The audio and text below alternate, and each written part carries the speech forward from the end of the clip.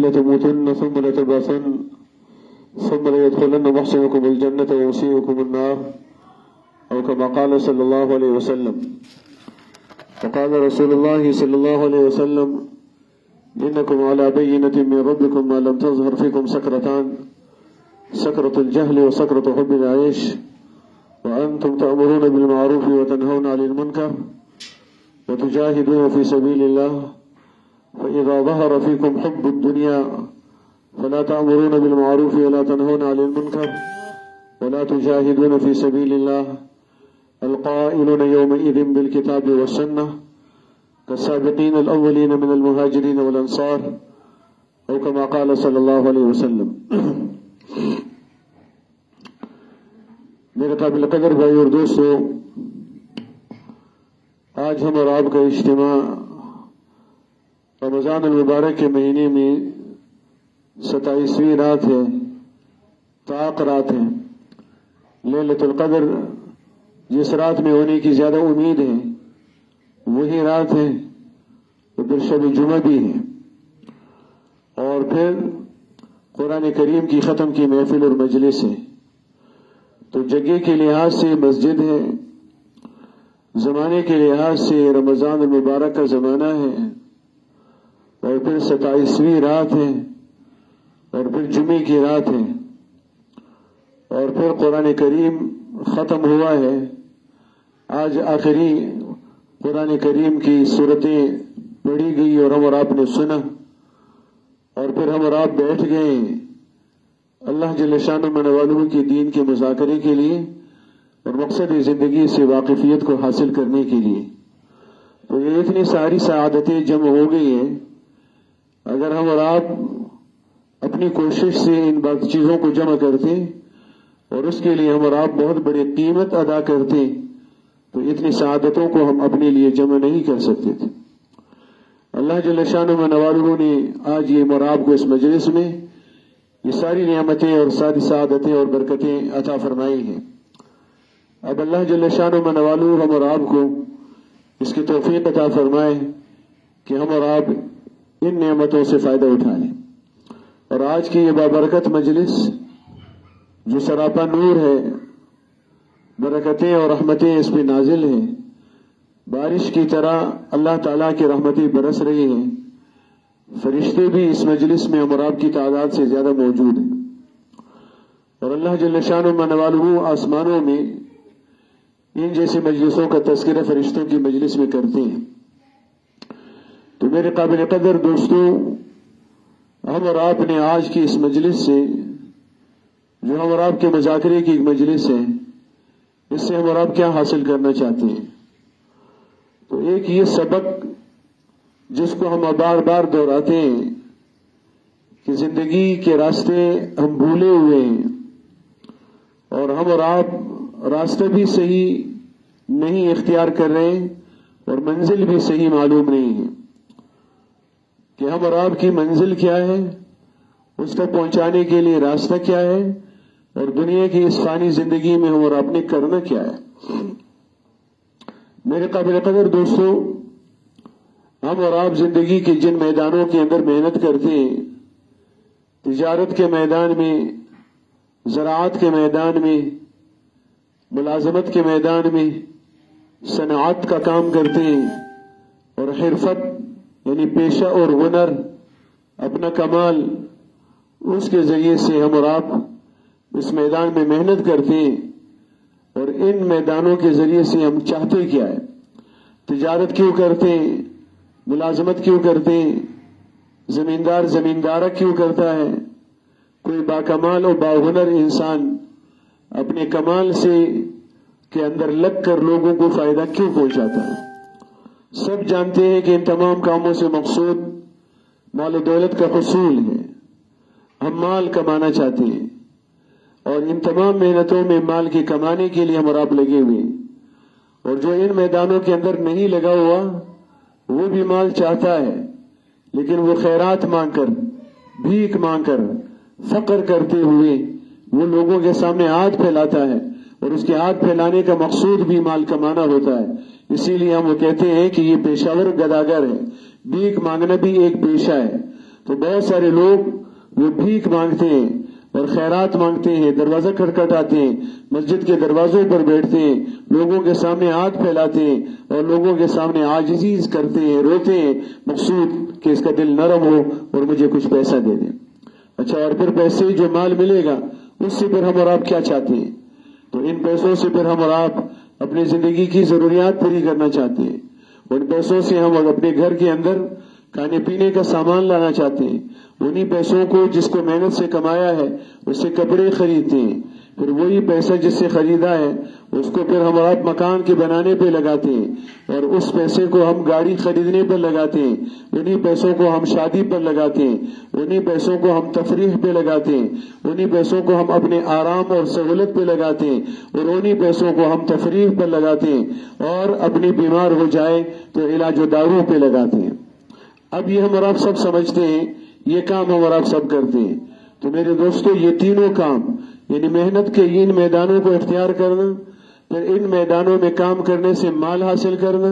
اور تیسرے نمبر پر پھر مال سے اپنی ان ضرورتوں کو پورا کرنا۔ تو دنیا کا کون سا انسان ہے جو یہ کام نہیں کرتا؟ کہ 6-8 ارب انسان جن میں یہودی ہے وہ یہ کام نہیں کرتے، نصرانی ہے وہ کام نہیں کرتے، ہندو وہ یہ کام نہیں کرتے، سکھ وہ کام نہیں کرتے۔ تو جو بھی کافر ہوگا، مشرک ہوگا، بت پرست ہوگا، اب سے پہلے کی دنیا میں آیا ہے، اب ہے یا قیامت تک کے لیے آئے گا، وہ یہ سارے کام تو کرتے ہیں۔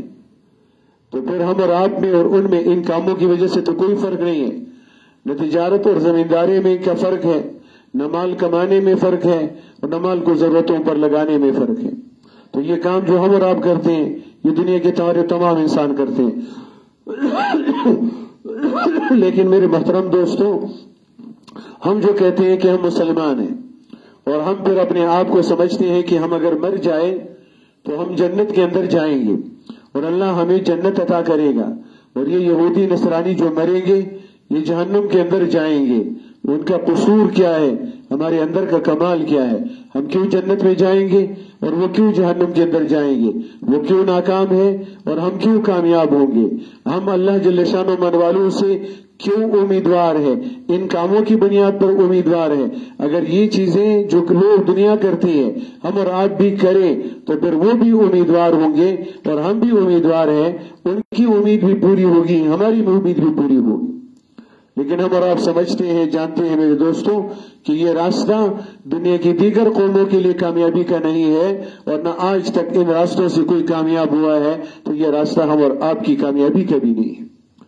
تو پھر ہم اور آپ کی کامیابی کا راستہ کون سا ہے؟ ہم اور آپ کے اندر اور دنیا کی قوموں کے اندر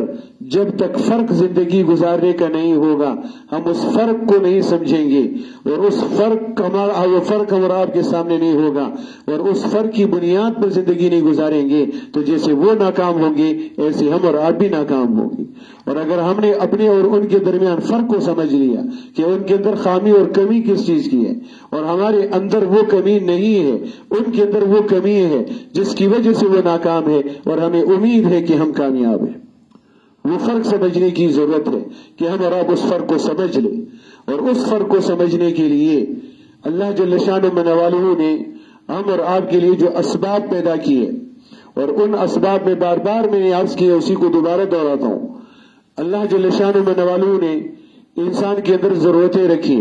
ضرورتوں کو پورا کرنے کے لیے اسباب پیدا کیے، اور جب ضرورت مند ان اسباب کو استعمال کرے گا تو اللہ کی عادت یہ ہے کہ اس ضرورت مند کی ضرورت کو پورا کر دیں۔ لہذا اللہ جل شانہ من والہ جن اسباب کے استعمال پر ضرورت مند کی ضرورت کو پورا کرتے ہیں، اور یہ اللہ کی سنت و عادت ہے، ایسے اسباب کا استعمال کرنا فرض ہے کہ ان اسباب کو آدمی استعمال کرے۔ لہذا کھانے کے وقت بھوک لگتی ہے، اللہ نے غذا بنائی ہے، اور غذا کے کھانے پر بھوک مٹتی ہے، یہ اللہ کی عادت ہے۔ لہذا کھانے کے وقت، بھوک کے وقت غذا استعمال کرنا، روٹی کھانا یہ فرض ہے، اتنی روٹی کہ جس سے آدمی کی بھوک مٹ جائے، प्यास लग जाए, पानी अल्लाह ने पैदा किया, अल्लाह की आदत है प्यास बुझाते हैं, लिहाजा जब प्यासे को प्यास लगती है उसको पानी पीना चाहिए। अल्लाह की आदत है प्यास बुझाएगा, और जो नहीं पिएगा उसकी प्यास नहीं बुझेगी, और प्यास के न बुझने से अगर उसको मौत हो गई और उसको जरर लाहिक हो गया, ये मुजरिम होगा, गुनाहगार होगा, इसलिए कि इसने अल्लाह के कानून को चैलेंज किया है, और अल्लाह के कानून से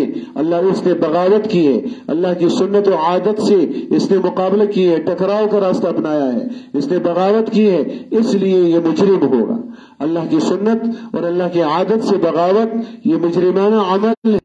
मकसद क्या है? और हम इस दुनिया के अंदर जो जिंदगी गुजार रहे हैं, खाने पीने, मकान लिबास,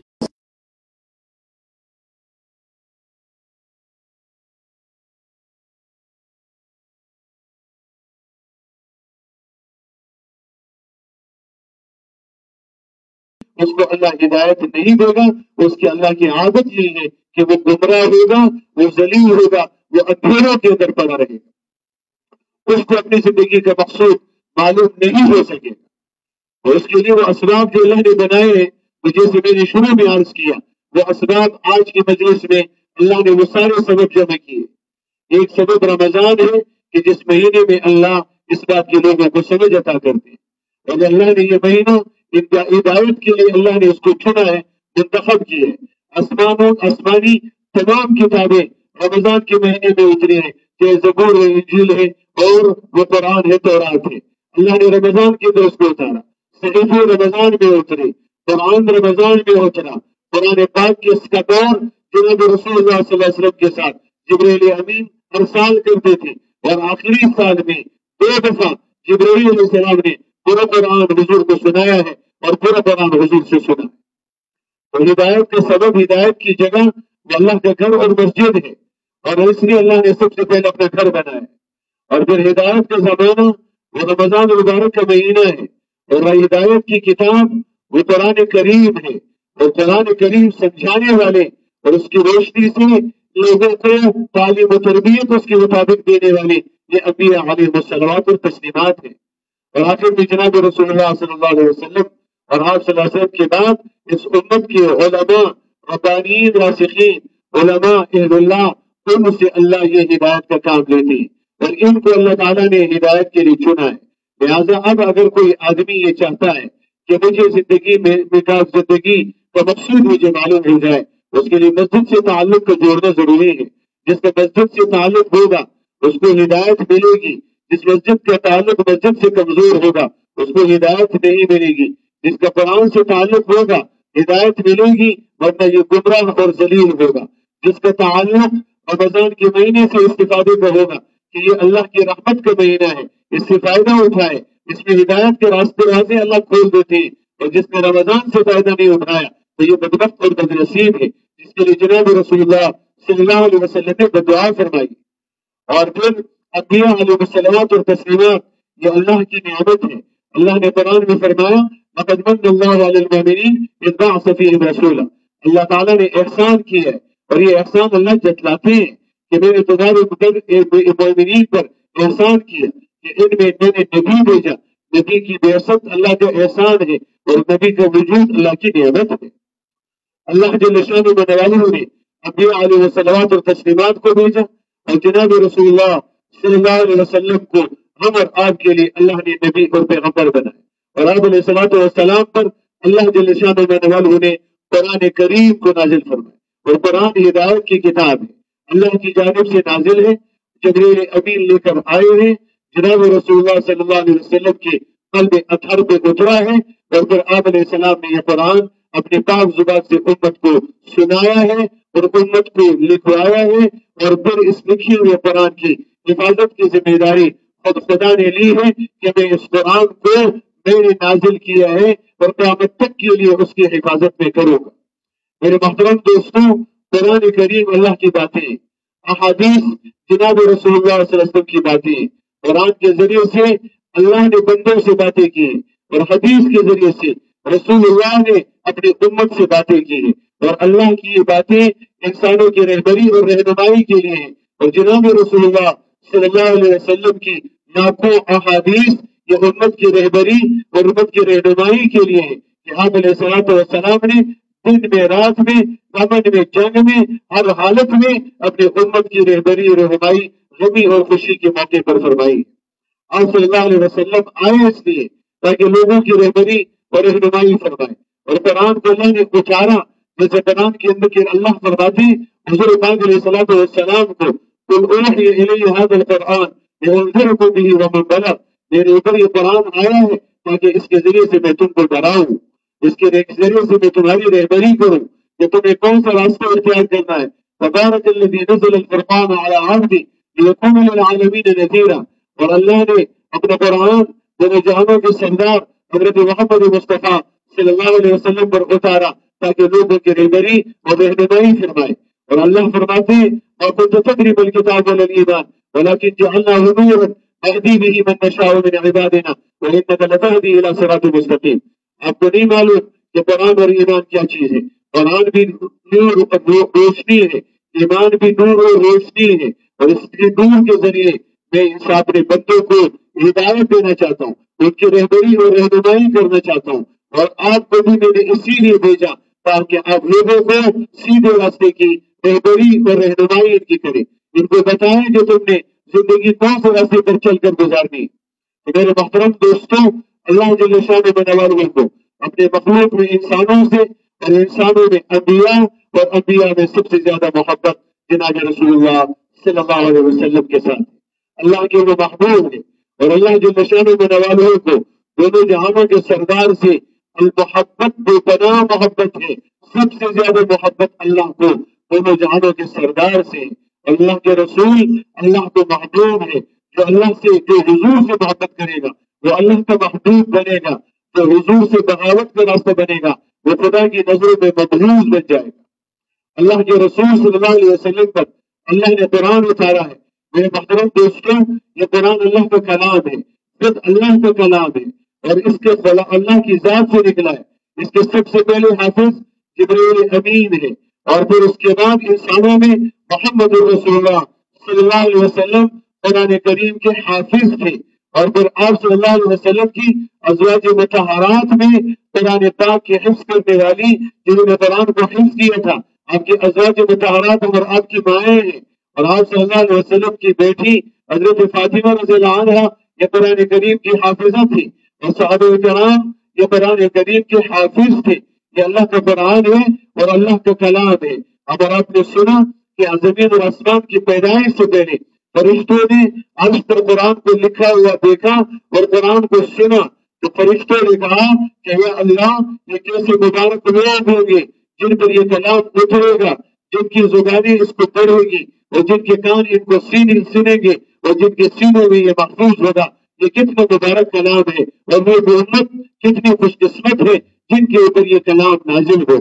یہ قرآن اللہ تعالیٰ نے دونوں جہانوں کے سردار حضرت محمد مصطفیٰ صلی اللہ علیہ وسلم پر اللہ نے نازل فرمائے، اور خود اللہ کو اپنے قرآن سے کتنی محبت ہے۔ جناب رسول اللہ صلی اللہ علیہ وسلم فرماتے ہیں کوئی آدمی کسی کی بات کو اتنا غور سے نہیں سنتا جتنا اللہ قرآن کے پڑھنے والے کے قرآن کو غور سے سنتا۔ جب قرآن پڑھنے والا قرآن پڑھتا ہے تو اللہ خود اپنی شان کے مطابق کان لگا کر اس قاری کے قرآن کو اللہ سنتے ہیں۔ اللہ جل شانہ بننے والوں کو اپنے کلام سے اتنی محبت ہے، جو پڑھتا ہے خود خدا اس کی کلام کو سنتا ہے، کوئی انسان کسی کی بات کو اتنا نہیں سنتا۔ اور اللہ جل شانہ بننے والوں نے جناب رسول اللہ صلی اللہ علیہ وسلم فرماتے ہیں ایک دفعہ حضرت عبداللہ ابن مسعود رضی اللہ عنہ کو رسول اللہ صلی اللہ علیہ وسلم نے کہا کہ عبداللہ مجھے قرآن سناؤ، تو انہوں نے کہا رسول اللہ آپ پر خود نازل ہوا ہے، میں کیسے آپ کو سناؤں؟ فرمایا اللہ نے مجھے کہا ہے عبداللہ کو کہو کہ قرآن پڑھے اور عبداللہ کا قرآن سنو۔ تو حضرت عبداللہ ابن مسعود نے کہا کہ یا رسول اللہ نے میرا نام لے کر کہا کہ میں آپ کو قرآن سناؤں۔ اللہ کے رسول نے فرمایا کہ ہاں، اللہ نے تیرا نام لے کر مجھے حکم دیا ہے کہ میں تیرا قرآن سنوں۔ تو اب اللہ کی اندازہ لگائے کہ اللہ کو اپنے قرآن سے کتنی محبت ہے، اور قرآن پڑھنے والوں سے اللہ کو کتنی محبت ہے۔ تو اللہ کے رسول حضرت عبداللہ ابن مسعود رضی اللہ عنہ فرماتے ہیں میں نے اللہ کے رسول کو قرآن سنایا اور میں نے دیکھا تو اللہ کے رسول کی آنکھوں سے آنسو جاری تھے، آپ صلی اللہ علیہ وسلم کے آنکھوں میں آنسو تھے۔ حضرت عبداللہ حضرت ابو موسیٰ اشعری رضی اللہ عنہ یہ اللہ قرآن پڑھتے تھے اور بہت اللہ نے حسین صوت آواز خوبصورت آواز اللہ نے ان کو دی تھی. ایک بزرگ پاک علیہ السلام ان کو دیکھ کر فرماتے تھے کہ تجھے اللہ تعالیٰ نے داؤد علیہ السلام کی خوش آوازی اللہ نے تجھے عطا کی ہے، اس لیے کہ نبیوں میں داؤد علیہ السلام کو اللہ نے بہت حسن صوت سے نوازا تھا، بہت حسین سریلی آواز اللہ نے ان کو دی تھی. حضرت عبداللہ بن مسعود رضی اللہ عنہ کو حضرت موسیٰ اشعری کو کہا کہ تجھے اللہ نے داؤد علیہ السلام کی آواز اور لہجے سے اللہ جل شانہ والے نے تجھے نوازا ہے. اور حضور پاک علیہ السلام نے فرمایا ہے حسن القرآن باصواتکم، قرآن کو خوبصورت بنا کرو، اپنی آوازوں سے قرآن کو خوبصورت بنایا کرو. اور القرآن بلحن العرب، اور فرمایا عربوں کے لہجے میں قرآن اترا ہے، لہٰذا قرآن کو عرب کے لہجے میں پڑھو اور قرآن پاک کو خوبصورت آواز میں پڑھنے کی کوشش کرو اور قرآن کریم کو پڑھتے ہوئے قرآن کریم سے مزے لینے کی کوشش کرو، اس لیے کہ یہ اللہ کا کلام ہے اور قرآن پر پڑھنے والا یہ اللہ جل شانہ والوں سے ہم کلام ہوتا ہے. حضرت عاصم رضی اللہ عنہ رحمۃ اللہ علیہ قرآن کریم کے قاریوں میں سے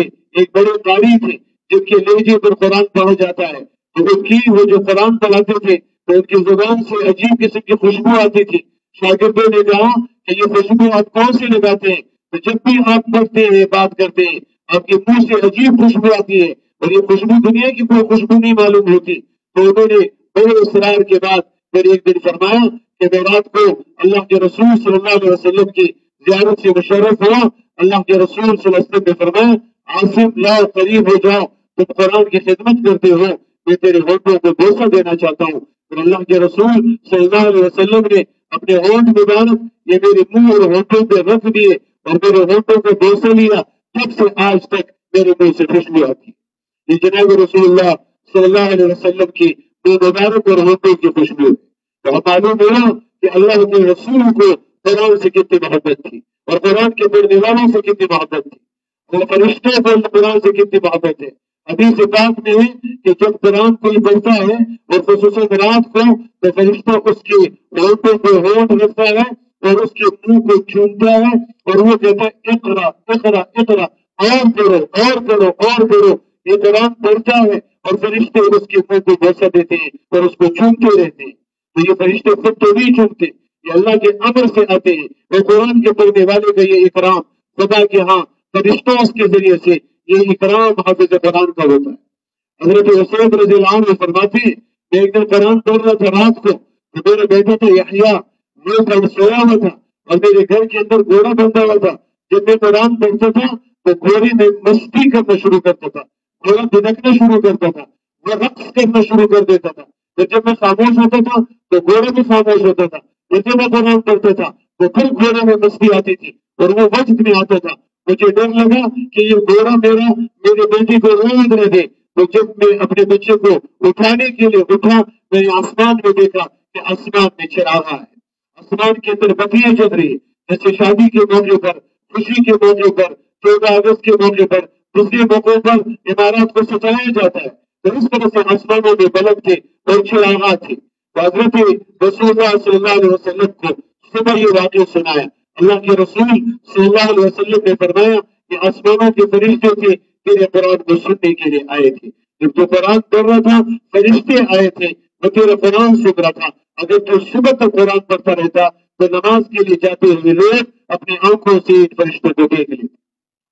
اللہ جل شانہ والوں کی نظر میں اس قرآن کی کتنی قدر ہے اور اللہ اپنے اس کلام سے کتنی محبت فرماتے ہیں. اس لیے فرمایا اللہ فرماتے ہیں کہ جن لوگوں کو قرآن اتنا مشغول کر دے کہ جو قرآن کی تلاوت کرتے ہیں اور قرآن کی خدمت کرتے ہیں، قرآن پڑھتے پڑھاتے ہیں، وہ 10 سال سے قرآن پڑھا رہے، 20 سال سے قرآن پڑھا رہے، 30 سال سے قرآن پڑھا رہے، 50-60 سال زندگی گزری صبح سے شام تک قرآن پڑھاتے پڑھاتے پڑھاتے. ایک سے زیادہ خوش نصیب کوئی آدمی نہیں ہے کہ جس کی زندگی قرآن کی خدمت میں گزر جاتی ہے، قرآن کے پڑھنے پڑھانے میں گزر جاتی ہے. اللہ یہ فرماتے ہیں جن لوگوں کو قرآن اتنا مشغول کر دے کہ قرآن میں مشغولیت کی وجہ سے ان کو دعاؤں کے مانگنے کی فرصت انہیں نہیں ملتی، تو اللہ فرماتے ہیں انہیں دعاؤں مانگنے کی ضرورت بھی نہیں ہے. دنیا میں جتنے مجھ سے مانگتے ہیں ان کی دعاؤں پر میں جتنا دیتا ہوں اس کو مانگے بغیر ان سب سے میں زیادہ عطا کروں. اس لیے کہ اللہ کے قرآن میں، اللہ کے کلام کے اندر یہ مشغول ہے کہ اللہ کا قرآن پڑھ رہا ہے۔ تو میرے دوستوں، قرآن سے اللہ کی کتنی محبت ہے، اور یہ اللہ کا کلام ہے، اور یہ قرآن ہدایت کی کتاب ہے۔ اور میرے محترم دوستوں، یہ قرآن پڑھنے والا مرنے کو دنیا میں بھی قرآن آدمی کا ساتھی ہے، موت کے وقت یہی قرآن آدمی کا ساتھی بنے گا۔ حضور پاک علیہ السلام فرماتے ہیں کہ جب کوئی آدمی مر جاتا ہے اور وہ دنیا میں قرآن پڑھتا تھا، چاہے وہ حافظ نہیں تھا لیکن قرآن بہت پڑھتا تھا، یا حافظ قرآن تھا اور وہ قرآن کی تلاوت کرتا تھا، تو جو آدمی دنیا میں کثرت سے قرآن کی تلاوت کرتا ہے، جب وہ مرے گا تو یہ قرآن پرندے کی شکل میں اس کے سینے پر کفن کے اندر گھس کر وہ بیٹھ جاتا ہے، اور جب یہ مردہ قبر میں دفن ہوتا ہے، یہ قرآن پرندے کی شکل میں اس کے کفن کے اندر چھپ کر اس کے ساتھ قبر میں پہنچتا ہے، اور جب قبر میں منکر نکیر آتے ہیں، وہ خوفناک منظر ہوتا ہے، اور جس پر فرشتے آتے ہیں، آپ علیہ السلام نے فرمایا یدخل علیہ ملکان اسودان ازرقان، وہ فرشتے آتے ہیں، کالا ان کا رنگ ہے، نیلی ان کی آنکھیں، بہت ہیبتناک ان کی شکل ہوتی ہے، وہ آتے ہیں اور پھر اس مردے کو اٹھاتے ہیں، اور پھر اس مردے سے سوال و جواب کرتے ہیں، اور ان کی شکل کو دیکھ کر ہی آدمی کے اوپر اگر موت ہوتی تو موت آ جاتی، اور وہ بٹھاتے ہیں اور اس مردے سے سوالات کرتے ہیں۔ لیکن یہ قرآن جو پرندے کی شکل میں کفن میں چھپ کر گیا تھا، یہ کفن سے نکل کر منکر نکیر کو کہتا ہے یہ میرا ساتھی ہے، میں اللہ کا قرآن ہوں اور یہ میرا ساتھی ہے، میں تمہیں سختی کرنے نہیں دوں گا، میرے ساتھی کے ساتھ تمہیں سوال و جواب میں سختی نہیں کرنی ہے۔ کوئی عہدہ، کوئی ڈگری، کوئی کتاب، کوئی علم موت پر فائدہ نہیں دے گا۔ موت کے قبر کے اندر منکر نکیر کے مقابلہ دنیا کی کوئی کتاب نہیں کرے گی، کوئی علم نہیں کرے گا، کوئی کلام آدمی کے ساتھ نہیں جائے گا۔ لیکن یہ اللہ کا قرآن اتنے وفادار ہے، مردے کے ساتھ قبر میں جائے گا اور منکر نکیر کو اس کے ساتھ سختی کرنے سے روکے گا، اور یہ اعمال آدمی کے ساتھ جائیں گے، اور پھر یہ قرآن اس مردے کے ساتھ جب تک قبر میں ہے یہ قرآن اس کے ساتھ رہے گا۔ یہاں تک علماء فرماتے ہیں اگر کسی کو قرآن کے ساتھ زیادہ شوق تھا اور اس کا جذبہ تھا کہ میں قرآن کا حافظ بنوں، اور اس کے لیے جدوجہد شروع کی، 1 2 آیتیں 3 آیتیں نیت کی کہ میں قرآن کا حافظ بنوں، اور یہ تمنا اس کی تھی کہ میں قرآن کا حافظ بن جاتا، تو مرنے کے بعد قبر میں فرشتے کو اللہ استاد بنا کر اس کے ساتھ بٹھا دیں گے، اور فرشتہ قبر میں اس کو قرآن کا حفظ کرا دے گا، اور جب یہ اٹھے گا اپنے قرآن قبر سے تو یہ قرآن کا حافظ بن کر اٹھے، اس کے لیے اللہ کو قبر میں یہ انتظام کر دیں گے کہ اس کو قبر میں اللہ قرآن کا حافظ بنا دے۔ اور پھر یہ قرآن جب آدمی اٹھتا ہے اور قبر سے نکلے گا تو قرآن آئے گا، اور قرآن اس کو کہے گا، خوبصورت نوجوان کی شکل میں آدمی کے پاس آئے گا اور کہے گا کہ تم مجھے جانتے ہو کہ میں کون ہوں؟ یہ کہے گا میں نہیں جانتا کہ تم کون ہو، ملاقات کبھی نہیں ہوئی۔ وہ کہے گا کہ تم جاننے کی کوشش کرو کہ میں کون ہوں، تو یہ کہے گا میں نہیں جانتا کہ تم کون ہو، تو وہ کہے گا کہ میں اللہ کا قرآن ہوں۔ دنیا میں تم نے مجھے اپنے ساتھ رکھا، ساتھی بنایا، تو میں نے تجھے نہیں چھوڑا، اور میں تیرے ساتھ ہوں، اور میں اللہ کا قرآن ہوں۔ اور پھر اس آدمی کو اپنے ہاتھ سے پکڑ کر قرآن لے جائے گا۔ حضور پاک علیہ السلام نے فرمایا قیامت کے دن اللہ سے 2 چیزیں جھگڑا کرے گی، اور اس کے جھگڑا کرنے کا مطلب یہ ان چیزوں کا ناز ہے، نخرے ہے جو اللہ کے ساتھ کریں گے۔ جیسے کوئی بچہ باپ پر بہت زیادہ اس کو پیار اور اس سے محبت ہوتی ہے، تو وہ بچہ باپ کے ساتھ نخرے میں، کیونکہ معلوم ہے کہ میرا باپ مجھ سے بہت محبت کرتا ہے، مجھے بہت لاڈ دیتا ہے، میرے ہر نخرے پورے کرتا ہے، میں جو مانگوں مجھے دیتا ہے، تو وہ پھر ضد بھی کرتا ہے، نخرے بھی کرتا ہے۔ باپ کو کہتے ہیں نہیں دینا پڑے گا، خواہ دینا پڑے گا، میں تجھے نہیں چھوڑوں گا، تو وہ باپ سے الجھ جاتا ہے، اور اس کو یقین ہوتا ہے کہ میرے باپ کو مجھ سے محبت ہے، تو جو مانگوں گا مجھے عطا کرے گا۔ تو یہ قرآن اللہ کا کلام ہے، اور اللہ کی بہت پیاری صفت ہے، اللہ کی بہت لاڈلی صفت ہے، اللہ کو اپنے کلام سے بہت پیار ہے، لہٰذا یہ قرآن جو اللہ کا کلام ہے، اللہ کو اس سے بہت محبت ہے، یہ اپنے پڑھنے والوں کو لے کر اللہ سے جھگڑا کرے گا، روزہ بھی اللہ سے جھگڑا کرے گا، اس لیے کہ یہ بھی اللہ کا پیارا عمل ہے، لاڈلا عمل ہے، اس عمل سے اللہ کو بہت محبت ہے، لہٰذا یہ جھگڑیں گے اللہ سے۔ قرآن کہے گا کہ اللہ یہ میرا پڑھنے والا ہے، اس کو عزت عطا کر دے. فَيَلْبَسُ تَاجَ الْوَقَارِ، اللہ عزت کا ایک تاج اس کے سر کے اوپر رکھے گا، پوری دنیا سے زیادہ قیمت ہوگی. لیکن قرآن کہے گا یا اللہ ربی زدہ، اس کو اور عزت کا لباس پہنا دے. یہ تو ابھی صرف تاج پہنایا ہے، اللہ پورا لباس اس کو جنت کا پہنا دیں گے. پھر قرآن کہے گا یا رب ارض عنہ، اے اللہ اب ان کو بتا دو کہ تو اس سے راضی ہے، اس پکڑنے والے سے تو راضی ہے، اور یہ اعلان بھی کر دے. تو پھر اللہ اس کو کہے گا کہ میں تجھ سے راضی ہوں. اللہ اپنی رضا کا اعلان کرے گا اور اپنی رضا کی خوشخبری دے گا. اور پھر یہ قرآن اپنے پڑھنے والے کو لے جا کر جنت کے دروازے پر پہنچا کر کہا جائے گا اقرا، پڑھو قرآن اور اس جنت کے درجوں پر چڑھتے چلے جاؤ. قرآن پڑھتا جائے گا، جنت کے درجوں پر چڑھتے چلے جائے گا. قرآن پاک کی 6000 سے زیادہ آیتیں ہیں، تو 6000 سے زیادہ منزلوں کی جنت خدا اس کو دے گا. ایک ایک منزل وہ زمین اور آسمان سے بڑھ کر ہے. اللہ اتنی بڑی جنت اس کو دے گا، یہ قرآن کی برکت سے اللہ دے گا. مولانا شمس الحق افغانی رحمۃ اللہ علیہ فرماتے تھے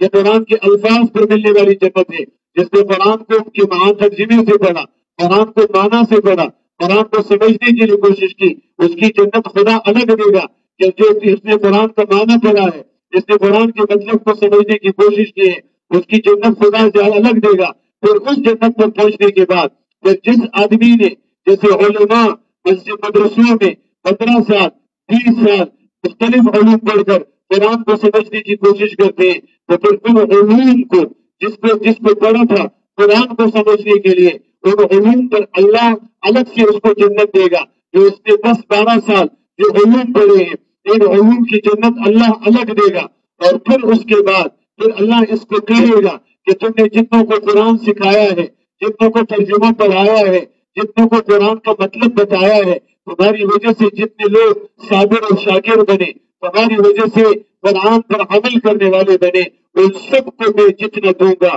ان سب کی جنت کے بقدر تجھے میں عطا کروں گا. اور پھر اگر اس کے ذریعے 1000 حافظ عالم بنے ہوں گے تو 1000 حفاظ اور علماء کو جو جنت ملے گی، اس کے استاد کو ان سب سے بڑھ کر جنت، سب کی جنت الگ سے اس کو ملے گی. یہ اللہ کا قرآن ہے. اللہ جل شانہ میں نوازوں نے اس قرآن کریم کو اپنا کلام بنایا ہے. میرے دوستو اسی لیے کہ یہ قرآن ہدایت کی کتاب ہے، اور جو اسے تعلق رکھے گا اور جو قرآن کو اپنے لیے مشعل راہ بنائے گا، اللہ اس کو ہدایت عطا کرے گا. یہ وہ لازوال دولت ہے جس سے آدمی کی دنیا بھی بنے گی، جس سے آدمی کی موت، جس سے آدمی کی آخرت اور ہمیشہ کی زندگی اس قرآن کی تعلیمات کی برکت سے اللہ جل شانہ بنوالو انسانوں کو بنائیں گے. میرے محترم دوستو، یہی قرآن جو اللہ کو اتنا پیارا ہے، یہی ہم اور آپ کو بتاتا ہے کہ دنیا کی کیا حیثیت ہے اور آخرت کی کیا حیثیت ہے. دنیا کے لیے تمہیں کتنی محنت کرنی ہے. شروع بھی میں نے عرض کیا تھا، دنیا کے لیے محنت زیادہ ہوتی ہے، بدلہ تھوڑا ہوتا ہے، تھوڑے زمانے کے لیے ہوتا ہے. اور آخرت کے لیے محنت تھوڑی ہوگی، بدلہ ہمیشہ ملے گا، بہت ملے گا، اور ہمیشہ کے لیے اس کا بدلہ خدا ادا کرے. نماز پر، روزے پر، ذکر پر، تلاوت پر، دین پر اور دین کی محنت پر اللہ جو جنتیں دے گا اور جو نعمتیں دے گا. ادنا جنتی کو صبح میں نے عرض کیا، جہنم سے نکلنے والا مومن جو جہنم سے نکل کر جنت میں جائے گا، اس کو خدا 10 گنا بڑی جنت دنیا سے دے گا. اس لیے میرے محترم دوستوں، اب آپ بتائیں کہ جب اللہ کے رسول صلی اللہ علیہ وسلم سے پوچھا گیا عقل مند اور دانا کون آدمی ہے، آپ علیہ السلام نے فرمایا اکثر ذکر للموت و اکثر استعدادا، جو موت کو زیادہ یاد کرتا ہے اور موت کی تیاری جو جتنی زیادہ کرتا ہے، کہ اتنے ہی زیادہ سمجھدار اور اتنے ہی زیادہ عقل مند ہے. تو میرے دوستوں، دنیا کے لیے محنت کرنے والا عقل مند نہیں ہے، آپ عقل مند جو اپنی آخرت کو بنانے کی محنت کرتا ہے. اور اس لیے میرے دوستوں، دنیا امتحان کی جگہ ہے. یہاں یہی فرق دنیا کے اندر ہے کہ کچھ لوگ وہ ہیں جن کے سامنے صرف دنیا ہوتی ہے اور یہ اہل باطل ہے، اور ایک وہ لوگ ہوتے ہیں جن کے سامنے آخرت ہوتی ہے، یہ اہل حق ہوتے ہیں. دنیا کو ہی سب کچھ سمجھ کر دنیا کی محنت کرنے والے یہ سب باطل ہے، اور ان کا مستقبل تاریخ اور برباد ہے. اور جو آخرت کو سامنے رکھ کر محنت کر کے زندگی گزارنے والے ہیں، یہ اہل حق ہے. اور میرے دوستوں، مقدر میں اللہ ہمیشہ کی کامیابی انہی کو عطا کریں گے. اب میرے محترم دوستوں، اس وقت جو ہم اور آپ جس دور سے گزر رہے ہیں، امت مسلمہ کے آج 1400 سال سے زیادہ کا زمانہ ہوا ہے. میرے محترم دوستوں، ابتدائی اسلام کا ابتدائی دور یہ اسلام کے وجود کا دور تھا، جب اسلام کو عروج مل گیا 1000 سال اسلام کو عروج ملا، 1000 سال کے بعد پھر مسلمانوں پر زوال آیا۔ آج ہم اور آپ جس دور سے گزر رہے ہیں یہ زوال کے دور سے ہم اور آپ گزر رہے ہیں، اور پھر اس زوال کے بعد محنت کرے گی تو عروج ملے گا، محنت نہیں کرے گی تو پھر صرف زوال ہی نہیں ہوگا، اس کے بعد پھر اس امت کا وجود اللہ ختم کر دے، اس کے اوپر فنا آئے گی، پھر اس دنیا کو اللہ باقی نہیں رکھیں گے۔ میرے محترم دوستوں، اب ہر چیز کے اندر یہ 4 مرحلے آتے ہیں۔ اسلام کے وجود میں آنے سے پہلے جو دنیا کے حالات تھے میرے دوستوں، اب جو زوال کا دور ہے، دونوں میں حالات کے اعتبار سے یکسانیت ہے۔ آج کے دور میں جو کچھ ہے وہ اسلام کے وجود میں آنے سے پہلے تھا، اور اسلام کے وجود میں آنے سے پہلے جو کچھ تھا وہ آج کے دور میں وہ سب کچھ موجود ہے۔ دونوں ادوار میں میرے محترم دوستوں یکسانیت ہے۔ اسلام کے وجود میں آنے سے پہلے لوگ خدا ناآشنا تھے، اور آج دنیا بھر خدا بیزار بن رہی ہے۔ لوگ 6 ارب کے قریب تو بے ایمان ہے، مسلمانوں میں بھی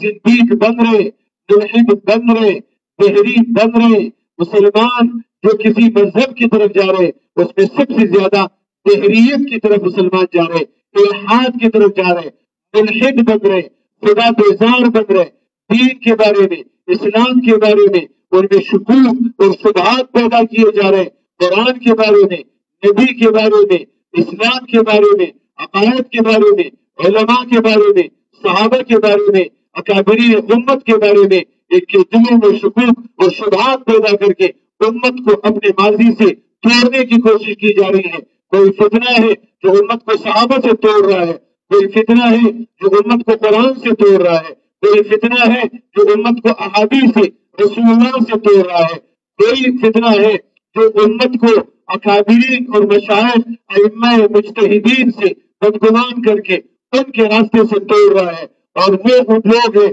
جو اپنے بڑوں جو علماء مشائخ اکابر گزرے ہیں ان سے توڑنے کے لیے دن رات جدوجہد کر رہے ہیں اور اس کے لیے کوشش اور محنت کر رہے ہیں۔ لہٰذا ہم اور آپ دیکھ رہے ہیں کیسے کیسے لوگوں کو ہم اور آپ سن رہے ہیں، اور ہم اور آپ کے سامنے آ رہا ہے کہ جن کی زبانوں پر، جن کی زبانوں میں بے ادبی، گستاخی، بے احترامی، اسلام سراسر ادب کا نام ہے، اسلام میں احترام ہے، اور انہوں نے یہ اسلام کے ساتھ احترام کے رشتے کو توڑ رہے ہیں، اور امت کو اپنے اکابرین کے بارے میں، علماء کے بارے میں، اسلام کے بارے میں، مسجد کے بارے میں، مدرسے کے بارے میں، شاعر اسلام کے بارے میں شکوک و شبہات لوگوں کے دلوں میں پیدا کرنے کی کوشش کر رہے ہیں۔ میرے محترم دوستوں، اس فتنے کے دور میں اگر تعلق مسجد سے نہیں ہوگا، قرآن سے نہیں ہوگا، علماء سے نہیں ہوگا، تو اس زمانے کے ان فتنوں سے اپنے آپ کو بچانا ناممکن ہوگا۔ جو اپنے ایمان بچا سکے گا، جو اپنا تعلق خدا سے برقرار رکھ سکے گا، اور جو صحیح راستے پر چلتے ہوئے اپنی منزل پر پہنچ سکے گا، یہ بالکل ناممکن ہے میرے دوستوں۔ اس لیے اگر کوئی آدمی استقامت کے راستے پر چل کر منزل پر پہنچنا چاہتا ہے تو اہل حق علماء کی صحبت، ان کی مجلسوں میں آنا جانا، بیٹھنا اور ان سے محبت کا اظہار کرنا، یہ اپنی بچت کے لیے، اپنے ایمان کی بقا کے لیے ضروری ہے۔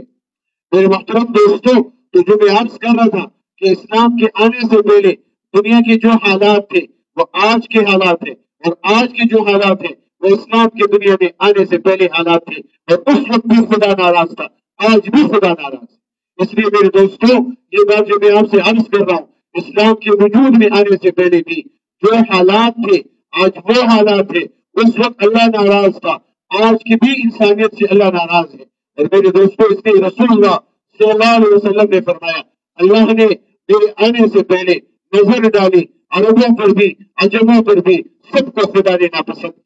سب سے اللہ نے اپنی نفرت کا اظہار کیا، نہ عجم کو پسند کیا نہ عرب کو پسند کیا، سب سے اللہ بیزار تھے، سب سے اللہ نے نفرت کا اظہار کیا، سب کو خدا نے ناپسند کیا۔ تو پھر اللہ جل شانہ والوں نے اس وقت پھر مجھے، جب انسانوں کو خدا نے ناپسند کیا اور ناپسندگی ان کے اعمال کی وجہ سے تھی، تو اللہ نے پھر مجھے چنا، مجھے انتخاب کیا، مجھے اللہ نے نبی بنایا، اور مجھے اللہ نے علم دیا، اور پھر اللہ نے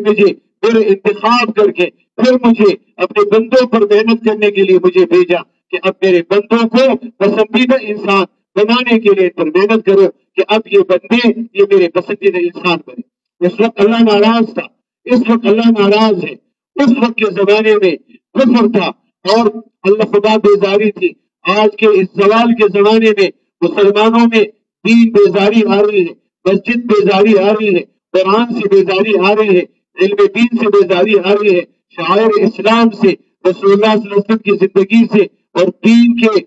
جو ہر شعبے پر حاوی ہے تعلق ہے اس سے مسلمان کو دن بدن اس میں دوری نظر آ رہی ہے، اس میں بیزاری نظر آ رہی ہے۔ اور میرے دوستو، اسلام کے دنیا میں آنے سے پہلے حلال و حرام کی کوئی تمیز نہیں تھی۔ آج کی دنیا میں حلال و حرام کی تمیز یہ مسلمانوں کے اندر سے بھی نکل گئی۔ آج یہ مال حلال سے آئے حرام سے آئے یہ تمیز نہیں رہی۔ اس زمانے میں بھی حلال و حرام کی تمیز نہیں تھی، اس زمانے کے لوگ بھی زانی اور بدکار تھے۔ آج بھی دنیا کے اندر زنا اور بدکاری عام ہو رہی ہے۔ اس وقت بھی دنیا کے اندر لوگوں میں شراب کی عادت تھی، شراب ہر محفل کے اندر چلتی تھی۔ آج بھی شراب کا دور چلتا ہے اور شراب خوری دن بدن عام ہوتی چلی جا رہی ہے۔ اس زمانے میں بھی سود خوری تھی، آج کے زمانے میں بھی سود خوری ہے۔ اس زمانے میں بھی رشوت ہوتی تھی، آج کے زمانے میں بھی رشوت ہوتی تھی۔ اس زمانے میں بھی رشوت دینے والے رشوت لینے والوں کی حوصلہ افزائی کرتے تھے،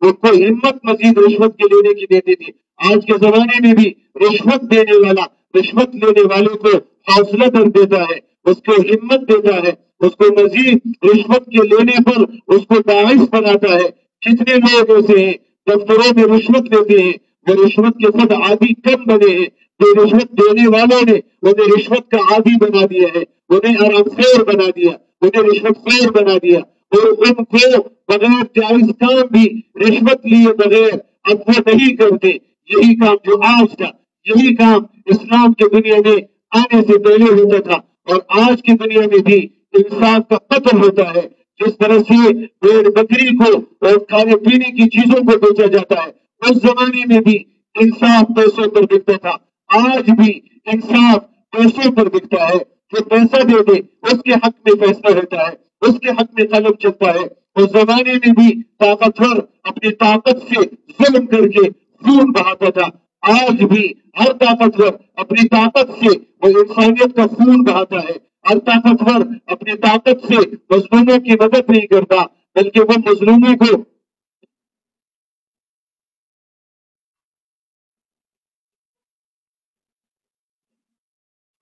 میرے محترم دوستوں،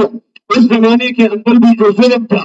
شفافیت تھی، لوگوں کے اندر سے ہمدردی، انتہائی بے رحمی تھی، اور انسانوں کے اندر ہمدردی نہیں تھی۔ آج ہم اور آپ بھی دیکھیں، امت سے عمومی طور پر ہمدردی اور خیرخواہی نکلتی چلی جا رہی ہے، انسانیت سے محبت کا رشتہ یہ دن بدن ٹوٹ رہا ہے۔ اس وقت بھی یہی تھا کہ لوگ اپنے چھوٹے چھوٹے بچوں کو اپنے ہاتھوں سے قتل کرتے تھے کہ یہ میرے اوپر مالی بوجھ کا ذریعہ بنے گا اور مجھے ان کو کھلانا پلانا پڑے گا۔ اپنے بچوں کو قتل کرتے تھے، اور یہ قرآن کے اندر اس کا ذکر ہے۔ اور اپنی بچیوں کو وہ زندہ ترگور کرتے تھے، اپنی بچیوں کو زندہ ترگور کرتے تھے، زندہ ان کو قبروں میں دفناتے تھے۔ اتنی بے رحمی تھی، اتنی شفاقیت تھی، اتنی سنگدلی تھی، ان کے دل اتنے سخت تھے۔ آج کبھی یہی منظر ہے میرے دوستوں، نہ باپ سے کے ساتھ محبت کا رشتہ باقی رہا، اپنے اولاد کے ساتھ محبت کا رشتہ باقی رہا۔ گھر سے جنازے نکلتے ہیں، باپ کا جنازہ، ماں کا جنازہ،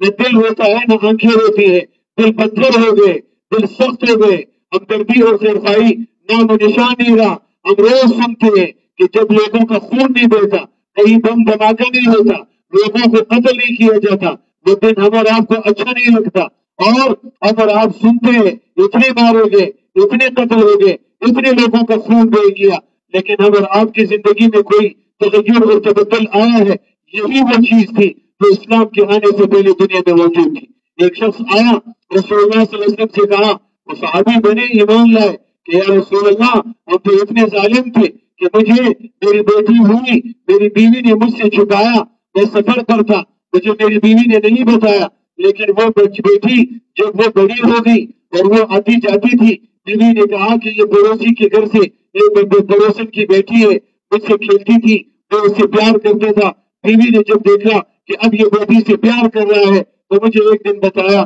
کہ یہ بیٹی تمہاری اپنی ہے، میں نے تم سے آج تک چھپایا تھا، بس یہ سنتے ہی مجھے غصہ آیا اور وہ جہالت کا جذبہ میرے اندر سے پھر جوش مارنے لگا، اور میں نے اپنی بیوی سے کہا کہ بچی کو تیار کرو، میں کہیں کسی دوست یا میں کے گھر لے جانا چاہتا ہوں، اور پھر بیوی نے کپڑے پہنائے، تیار کیا، میں بچی کو انگلی سے پکڑ کر لے جانے لگا تو بیوی راستے میں چیخ پوچھتی تھی، ابا جان مجھے کہاں لے کے جا رہے ہو؟ تو میں نے کہا کہ ماموں کے گھر لے کے جا رہا ہوں۔ پھر میں نے ایک صحرا میں اس کو لے کر گیا اور میں نے کھٹک کھودنا شروع کر دیا۔ میری بیٹی پوچھتی ہوتی کہ ابا کیا کر رہے ہو؟ اور پھر میں نے کھٹک کھود رہا تھا، مجھے پسینہ آیا، اسی بیٹی نے میرا پسینہ صاف کیا، اور میرے اوپر جب کپڑے کھودتے کھودتے جب میرے اوپر کپڑوں پر مٹی لگ گئی، غد و غبار آتا تھا، تو میری بچی وہی میرے کپڑوں سے مٹی چاٹتی تھی۔ اس کو کیا معلوم تھا کہ یہ باپ اس کپڑے کو کھود کر مجھے ہی اس میں دفن کرے گا، اور جب کڑا کھودا گیا تو میرے باپ نے مجھے اٹھایا اور میرے قبر کے اس کڑے کے اندر مجھے ڈالا اور میرے اوپر مٹی ڈالی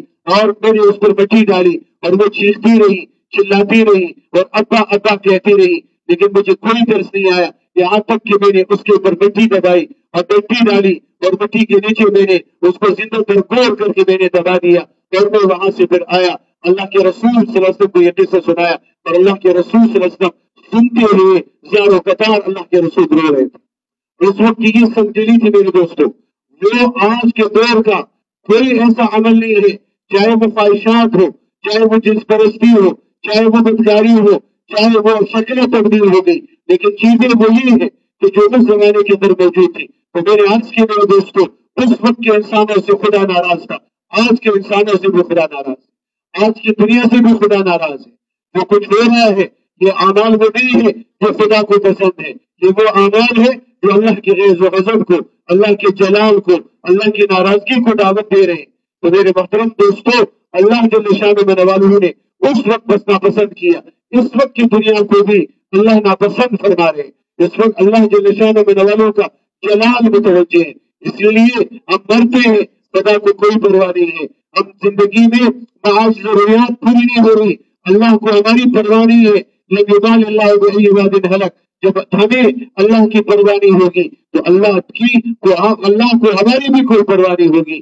جب ہم اللہ کو بلا دیں گے اللہ بھی ہمیں بلا دے گا، ہمیں نہیں پرواہ ہوگی تو اللہ بھی پھر ہماری پرواہ نہیں کرے گا۔ تو میرے دوستو، آج ہم اور آپ دیکھ رہے ہیں کہ ہمارا رویہ اللہ کے ساتھ کیا ہے اور اللہ جل شانہ والوں کا معاملہ ہمارا آپ کے ساتھ کیا ہے۔ میرے محترم دوستو، ذرا دیکھ لیں کہ ہم اور آپ میں یہ امیر ہے یا غریب ہے، امیر کدھر جا رہا ہے، غریب کدھر جا رہا ہے، غریب بھی خدا فراموش ہے، امیر بھی خدا فراموش ہے، امیر نے بھی خدا کو بلایا ہے لیکن اس کے بلانے کا اس کا اسباب اور ہے، غریب اور مفلس نے بھی خدا کو بلایا ہے اور خدا کو بلانے کی وجہ اور ہے۔ میرے محترم دوستو،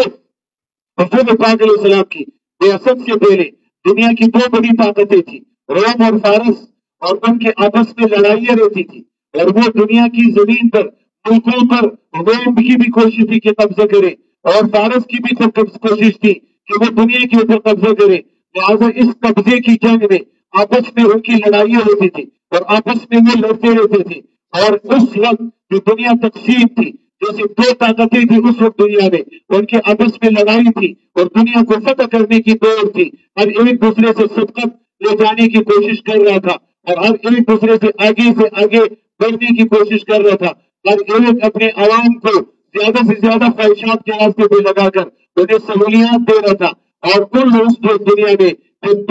جب طاقتوں میں تقسیم تھی تو دنیا کے عام انسان بھی مالدار اور غریب میں تقسیم تھے، آسودہ طبقہ تھا اور ایک مفلس اور غریب طبقہ تھا، ایک وہ طبقہ تھا کہ جو بادشاہوں کا تھا، جو شہزادوں کا تھا، جو نوابوں کا تھا، جو سرداروں کا تھا، جو مالداروں کا تھا، جو جاگیرداروں کا تھا، جو دنیا پرستوں کا تھا، جن کے پاس مال، دولت، پیسہ، عہدہ اور منصب تھا، دنیا ان کے پاس تھی، اور ایک وہ طبقہ تھا کہ جو غریب تھا، چھوٹے چھوٹے تاجر تھے، کچھ پرچون کی دکانیں، چھوٹی سی دکانیں، اس پہ بیٹھ کر کچھ پیسے کما کر اپنے بیوی بچوں کے لیے، لباس کو ان کی پیٹ پالنے اور ان کی بیماری کو بچانے کے لیے